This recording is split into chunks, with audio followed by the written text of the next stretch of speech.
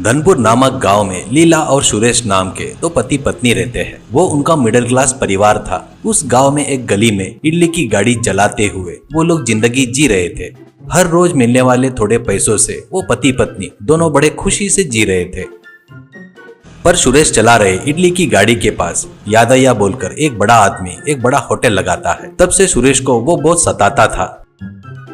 एक दिन यादయ్య सुरेश की गाड़ी के पास आकर, ये देख सुरेश, तू यहाँ तेरी इडली की गाड़ी निकाल ले। मैं यहाँ पर होटल बनाया हूँ ना, मेरे हिसाब से कस्टमर सभी मेरे होटल में आने को होना। पर तू ऐसे 10 रुपए में इडली बेचे तो कैसे? मेरे होटल में 20 रुपए इडली है। जल्दी से तू यहाँ से चला जा सुरेश, ऐसे कहता है। सुरेश की पत्नी लीला, यादయ్య जी, आप बहुत बड़े आदमी हो। ऊपर से आपने अभी अभी यहाँ पर होटल लगाए हो। हम तो कब से यहाँ पर बेच रहे हैं। आपके होटल से हमारी गाड़ी की कोई बराबरी नहीं है जी, ऐसा कहती है। वो बातें सुनकर यादయ్య, ये क्या रे सुरेश, तेरे में दम नहीं है क्या? बाजू में पत्नी से बात करवा रहा है, तेरे से उतना भी नहीं होता क्या बात करना? ऐसा कहता है। सुरेश, वैसा नहीं है जी, आप थोड़ा अपना दिल बड़ा कर लो। हम लोग ये इडली बेचकर ही जी रहे हैं ना। आप तो बहुत सारे वैरायटी बेचते हो ना। मुझे ज्यादा बात करना नहीं आता जी, सिर्फ काम करना आता है, करके बोलता है। वो बात सुनकर यादయ్య, शर्म नहीं आ रही है क्या तुझे ऐसी बात करने के लिए? 2 दिन में ईमानदारी से यहाँ से गाड़ी खाली करके चला जा, नहीं तो इसका परिणाम बहुत ही बेकार होगा, करके वार्निंग देकर यादయ్య वहाँ से चला गया।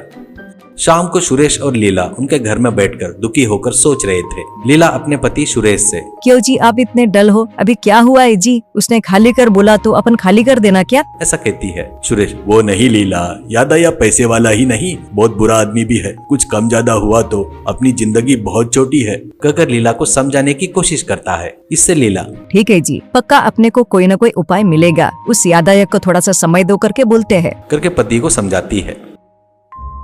ऐसे ही रहते हुए 2 दिन बाद सुरेश और लीला के घर पर लीला की बहन सुमित्रा आती है। सुमित्रा लीला से, दीदी कैसी हो? तुम लोग से मिलने के लिए मैं मेले में जा रही हूँ करके बताकर तुम्हारे घर पर आई हूँ, करके बताती है। लीला तुरंत, डायरेक्ट अपने घर पर आ सकती हो ना, ऐसा कहती है। सुमित्रा, वो नहीं दीदी, आप और जीजाजी घर छोड़कर जाकर शादी कर लिए ना, इसलिए माँ तुम्हारा नाम लिए तो चिल्लाती है। इसलिए पड़ोस के गांव में मेला चल रहा है तो वहाँ पर जा रही हूँ करके बताकर तुम्हारे पास आई।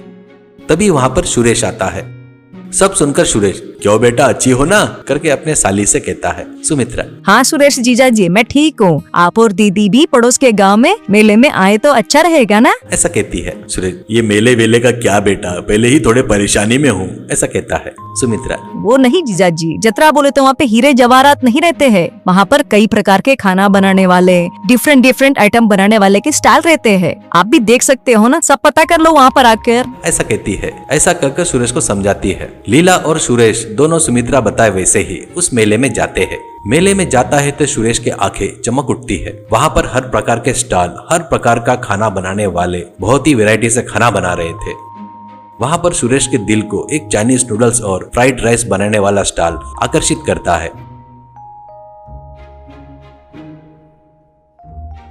इससे सुरेश अपनी पत्नी लीला से, लीला वहाँ पर जाएंगे लीला, वो थोड़ा वैरायटी लग रहा है, वो देखकर सीखेंगे, ऐसा कहता है। फिर पत्नी सुमित्रा और सुरेश मिलकर वहाँ पर जाते हैं। वहाँ सुरेश बहुत देर खड़े होकर देखता है। वहाँ पर बन रहे नूडल्स, मंचूरियन, फ्राइड राइस, ये सब सुरेश को नया लगता है। और सुरेश उस बावर्ची से, अरे सुनो, ये कैसे बनाते हैं, मुझे थोड़ा सिखाओगे क्या, ऐसा कहता है। तो बावर्ची, क्या भैया, ये कोई बड़ी बात नहीं है। अब ये देखो, इसके पैकेट मिलते हैं, इसे नूडल्स कहते हैं। इसे लेकर उबाल कर, इसे ऐसे करके डालकर नूडल्स बनाने की पूरी प्रोसीजर बताता है।